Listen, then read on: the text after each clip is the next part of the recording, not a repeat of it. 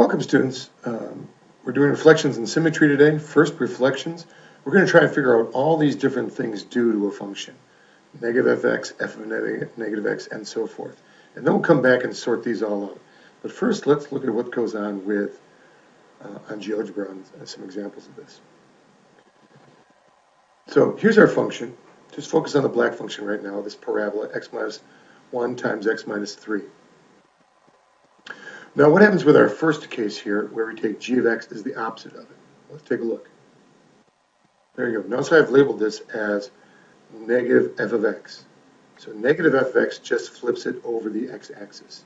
You keep the same x coordinates and exactly the opposite y coordinates. So that's a reflection over the x-axis. Now, on our next one, we can see what happens when we do this one. F of negative x. F of negative x actually flips it over the y-axis because you're keeping the same y coordinates but changing the x coordinates. So that affects the flip over the y-axis. Finally, if we flip it over both, we get an interesting effect here where we flipped it over the y, flipped over the x. This is negative f of negative x. And as a result, we do a rotation about the origin. So that's flipping over both axes or rotating about the origin. Negative f of negative x. Now we can look at this effect of taking the absolute value of the entire function. Notice what happens here with the absolute value of x. It's covered up, and it's the same as it was here when y's were positive. But when the y values were negative, those have been flipped over the x-axis. So it's a different kind of reflection. It's only reflecting the stuff underneath the x-axis is flipped over the x-axis. And finally, what happens if we take the absolute value of the x inside? Here's f of the absolute value of x.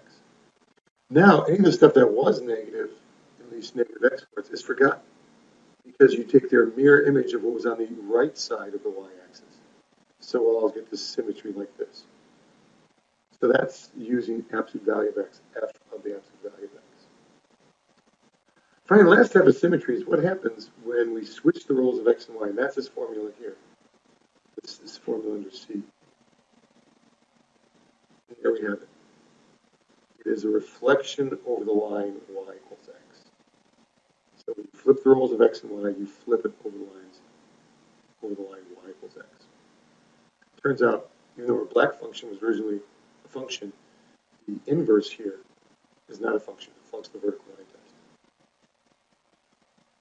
Okay, let's summarize all these things that are findings then. Turn them all on again.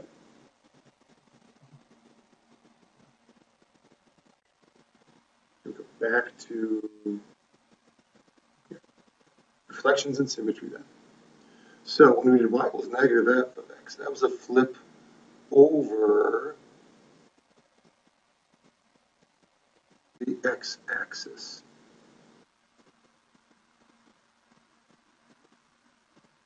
Flip over the x-axis.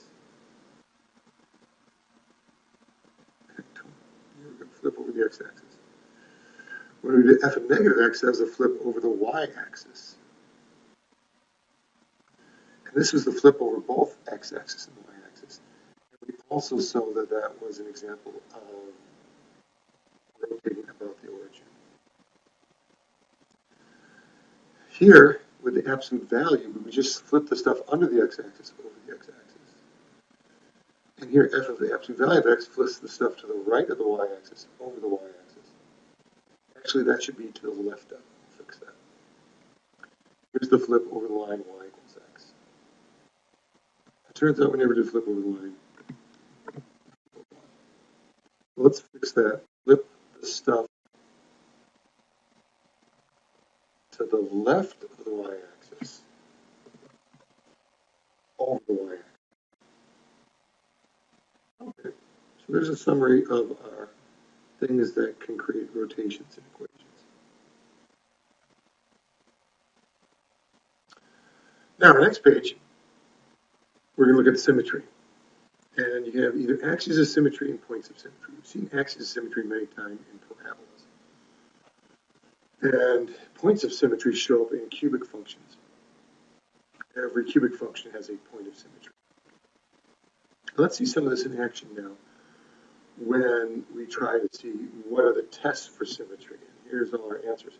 Let's experiment around with GeoGebra to see some of these tests. So let's start out with our basic function here. Actually, we're going to look at this function first. It's not a function because it flunks the vertical line test. It's a sideways parabola. But it has a kind of symmetry to it. It has symmetry with respect to the y-axis, and we can see it with respect to the x-axis. And we can see that in these 2 points, A and its mirror image. And when we move that point around, see how its reflection over the x-axis stays on the function. And notice these 2 points. They have the same x, but exactly the opposite lines. Okay, let's look at another function now.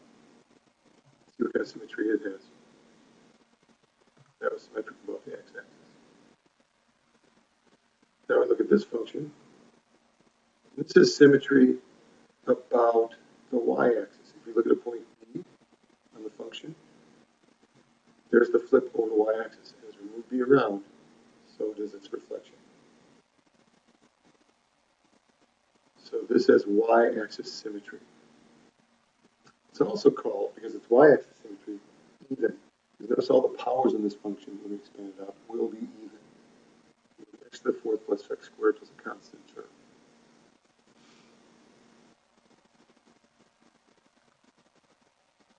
Finally, let's look at this function. G of x equals 4 over x. And we can look at a point on the function.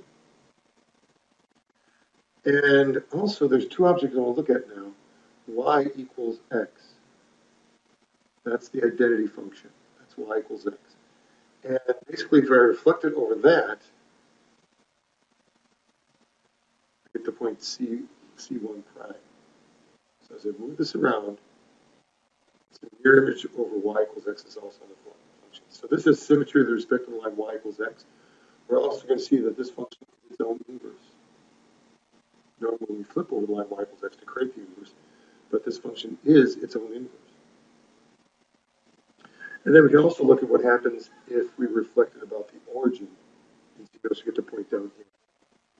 -1, -4 going to 4, 1. So this function has both symmetry with respect to y equals x and has symmetry with respect to the origin. Now, so we talked about the origin in the definition before, if it is the midpoint of these 2 segments. So you can pair up points on both sides. If the midpoint is the origin, then you have point symmetry with respect to the origin. We also call this odd. So let's go back and sum up these ideas. In the notes,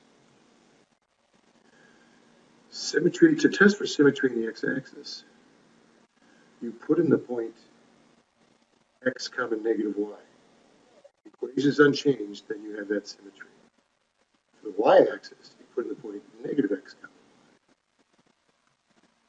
And for origin symmetry, you put in negative x and negative y.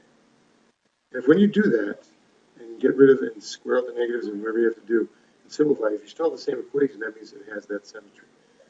That's sort of the equation test. Here's the functional notation test. Symmetry in the x-axis for the y-axis is f of negative x equals f of x. And for symmetry with respect to the origin, f of negative x equals negative f. Now, for the line y equals x, if you put in y comma x, that is switch x and y, the equation is unchanged. That's symmetry with respect to the line y equals x. It also can be written this way: if y equals f of x and x equals f of y are equivalent, you get that symmetry. Now, which one of these did we say was even symmetry? That's right, symmetry in the y-axis. That's even. And symmetry with respect to the origin, it's odd. Okay? We'll practice more of these in class in terms of symmetry. Flange out.